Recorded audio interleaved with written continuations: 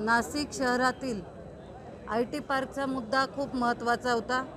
आता ज्या निवडणुका झाला, लोकसभेची निवडणूक असेल, महानगरपालिकेची निवडणूक असेल, विधानसभेची निवडणूक असेल, यात हा मुद्दा प्रामुख्याने आला की IT पार्क नाशिक शहरामध्ये असणं खूप गरजेचं आहे।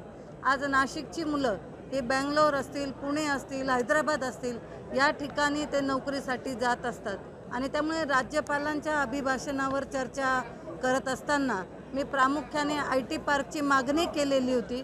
आदरणीय देवेंद्रजी फडणवीस आपले मुख्यमंत्री यांनी आता उत्तर देताना जाहीर केलेलं आहे की 335 एकर जे आडगाव शिवारात नाशिकमध्ये आहे त्यावर त्यांनी IT पार्क प्रस्तावित होता, त्याला लागून 40,000 चौरस मीटर ही जागा महानगरपालिकेने आता अधिग्रहित केलेली आहे आणि लवकरच वास्तुविशारदाची नेमणूक केलेली आहे आणि अद्ययावत IT पार्क नाशिकमध्ये करू असं त्यांनी जाहीर केलेलं आहे। त्यामुळे नाशिककरांच्या वतीने मी आदरणीय मुख्यमंत्री देवेंद्रजी फडणवीस यांचं खूप मनापासून आभार मानते की आमच्या संपूर्ण नाशिककरांना त्यांनी एक मोठा दिलासा दिलेला आहे।